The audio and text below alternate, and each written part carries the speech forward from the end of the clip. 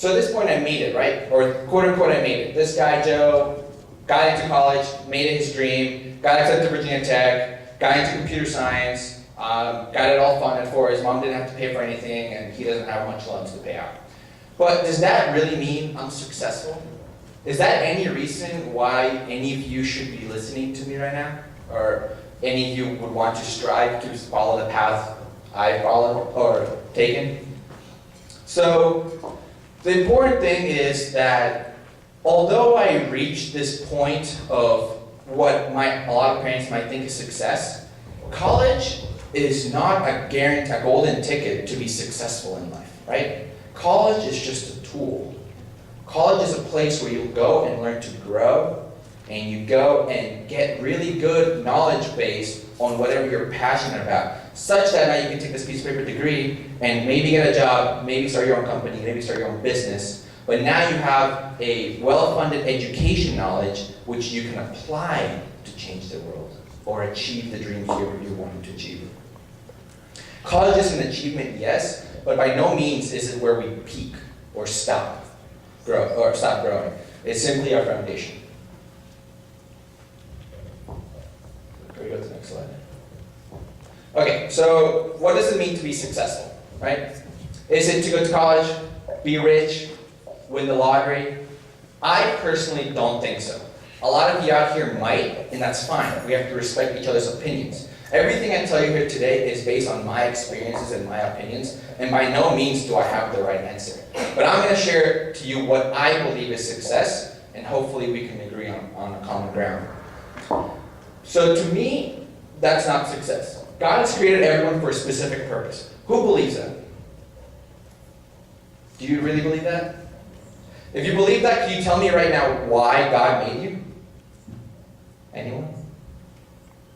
So you believe it, but you're not sure why God made you. Interesting, right? Interesting. Okay. So that's why I asked, what's yours, right? What is your purpose? Why did God make you? That's not an easy question. I'm still trying to figure it out. But the key is that you're trying to figure it out. Stop walking blindly and say, oh, God's gonna show me the way. God's gonna tell me what to do, where to go. Because, yeah, God will bless you, but you need to lead him. You need to show where you want to go, and he'll maybe say, I like it, but maybe let's go this way, or something like that, right? So, find your purpose, find your passion. Once you will find it, then once you find it, devote time to it and achieve it. That is what, to me, is success, right? Success is not done once. Successful people are people who continuously find goals or dreams, then delete the dream and actually make it a real goal, take steps towards that goal, and achieves the goal. Once the goal is achieved, they have reached one success. And at that point, they find something else, right? We don't end, we don't peak. As human beings, we have a limited time in this earth, and we need to achieve as much as we can to be just fruitful in this world, to make an impact, to influence others. Through the journey, our value will be questioned, both by our peers, family, people that love us, and our very own selves. A lot of times, I even doubted, am I really a good engineer? Obviously I didn't get in. Maybe they're telling me, don't do engineering, you're not smart enough, you're not good enough, right? That's them putting me down, challenging my value, right? Other times we might say, I want to go to the gym, or, oh, that person is very fit, or looks really well, or has all this money, but that's not me. I can't do that. I can't lose weight. I can't, have a good job. I can't find these good opportunities. They're better than me. They're lucky. So that's you putting yourself down. That's you challenging your very own value, right? So you need to learn not to do that. So I'm going to go through an exercise with you. If you go through the next slide. Me. Me too. Okay, so someone said yes already. But who would like $20? Everybody. Okay, everybody would like $20. Okay, so hold on, let me. Okay, so it's a little mushed up. Who still would like this $20? Everybody. Okay, interesting.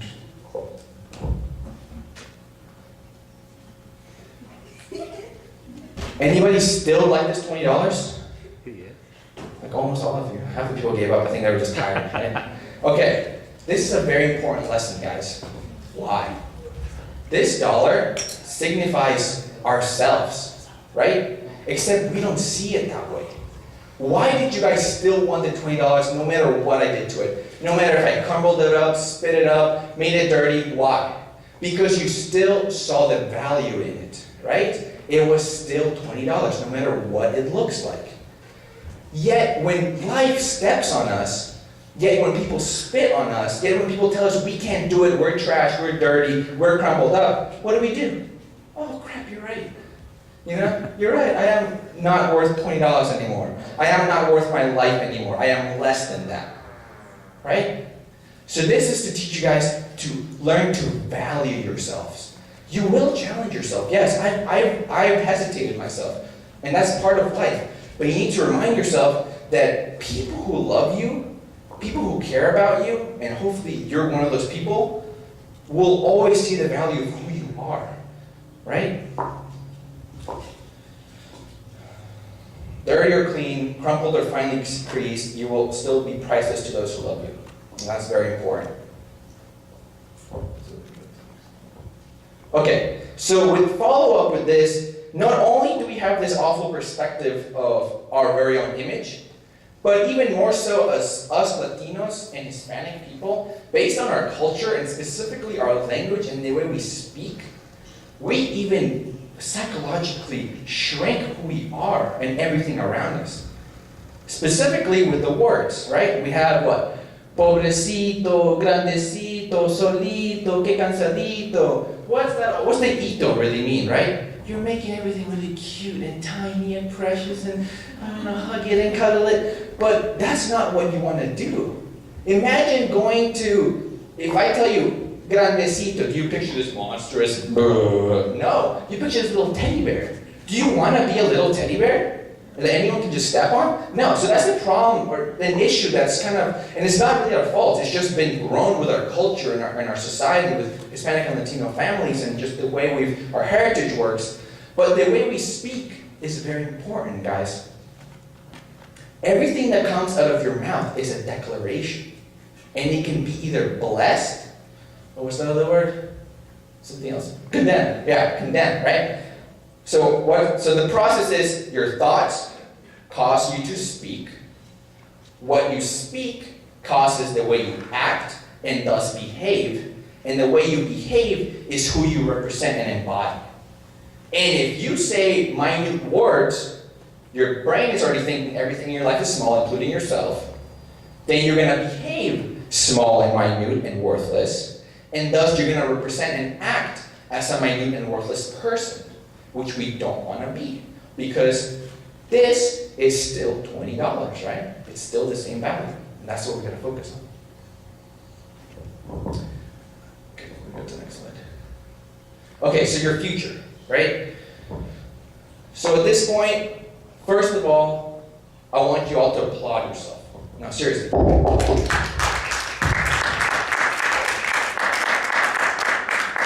You're already way ahead of me. Because I started with this when? Senior year. Right? That was, I don't know what to talk about. That was rough. Right? You guys, look at them. They're starting from such a young age. Imagine if they could take everything I know. How far can they go? They could be president by the time they hit my age. Right? So, applaud yourself. Not everyone made it here tonight. Everyone who heard about this had a choice to make, right? Let's go back to that thing I talked about. We have a goal, right? A lot of your goals is to go to college or find an education or fund it, right? Okay. What's one step closer to that? Go learn how it works today by Joe. Maybe you learned something, maybe you don't, but at least you tried, right? People who heard about this and decided, it's Sunday, I want to stay home, watch TV, watch Netflix, hang out with my friends. They took a step back. They got farther away from achieving their goal. So, bless you guys, and congratulations for being here, first of all. Most importantly, thank your parents. A lot of our families immigrated here for what? For us. They gave up everything they had so we could what? Pursue the American dream, right? And the reason I say that in quotes is because it's been kind of shaped and molded over various times. But the idea is that our parents gave up everything so that we could have an opportunity. And the very least we can do is make that true for them, if not for our very own selves. Make it happen. Go to college, find an education, and so on and so forth. So I didn't hear anyone applaud their parents. I'm going to applaud my mom right now.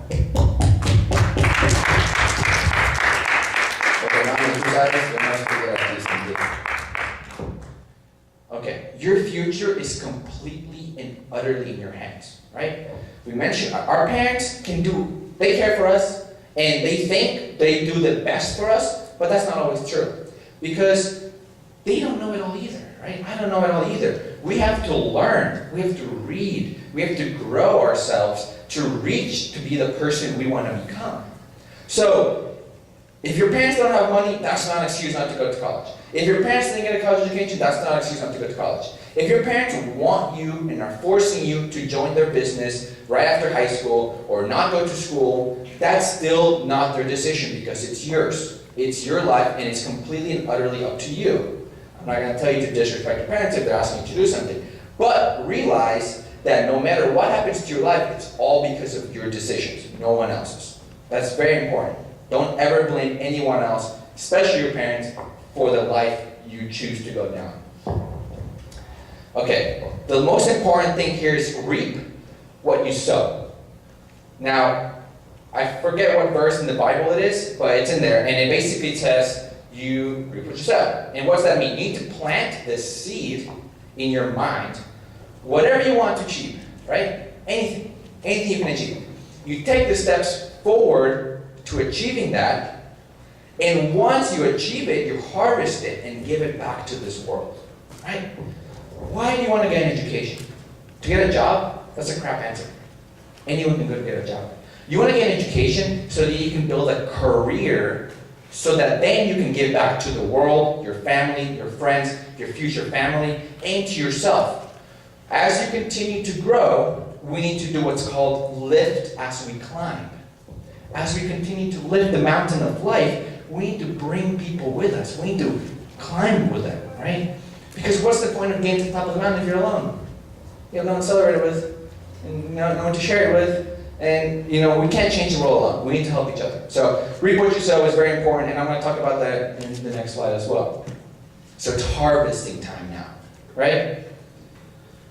So we talked about this path I took, but the hardest part that everyone says, Joe, I don't know what I'm going to do with my life. Okay, you don't have a passion yet. I don't believe you, but let's assume you don't have a passion. Okay, so I'm sure you've heard of this before, but it's really true. Imagine a world where time and money are not bounded, right? You can have unlimited time, you can stay your age or any age you want, as long as you want, with any strength, with any knowledge, and money does not matter. Why do you want to keep living? What would make you wake up every single morning excited to punch today in the face? Right? Once you answer that question, then you know what you're passionate about, right? One thing I was passionate about in high school was video games, right? I would go to bed at 3, 4 in the morning, you can ask my mom, and wake up at 6, ready to go. Why? Because I wanted to be the best. Have you guys ever heard of a book called Outliers by Malcolm Gladwell? Okay. Do you guys read? A few of you guys read. Okay. Do you understand that reading is the most important thing you can do to yourself? Okay, why do people go to the gym? Stay healthy, stay fit, look good? Right? Okay. So why do we read? Brain's a muscle. When was the last time you worked it out? When was the time you gave it a new set of weights, a new machine, a new workout, right? This is the most important thing you have in your life. And this is what's going to allow you to change people's lives and change the world and allow you to reach all the goals and dreams you've ever envisioned. But if you don't work it out, if you don't help it grow by reading, how are you ever going to grow as a person? How are you going to achieve any of these things? Anyway, this book, Outliers by Malcolm Gladwell, talks about the 10,000-hour rule. And what that rule means, if you want to be the best basketball player, you want to play in the NBA, you want to play in the NFL, Anything you can think of. If you want to do it, it's possible. Are you willing to put 10,000 hours to work on it? Right? Think about anyone who's playing in the NBA. They probably started when they were very little. Hence, by the time they got to high school, they probably have done 10,000 hours of practice or workouts or trainings. Hence why they're good enough to play in a high school team. Hence why then they can get recruited to college, right? It all starts from a very early age. And the later you start to get good at something, the less amount of time you have to build up to those 10,000 hours.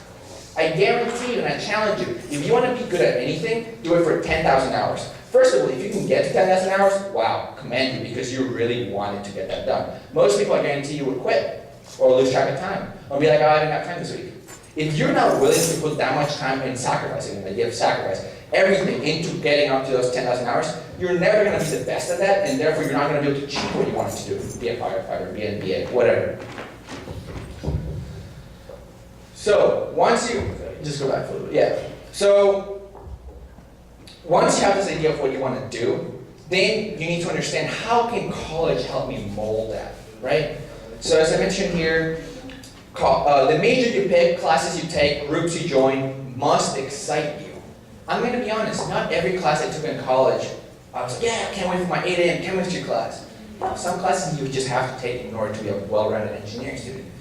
But there were classes, or there were classes I didn't have to take that I chose to take, for example, econ and management classes because I want to have my own company one day, that I was so excited to go to.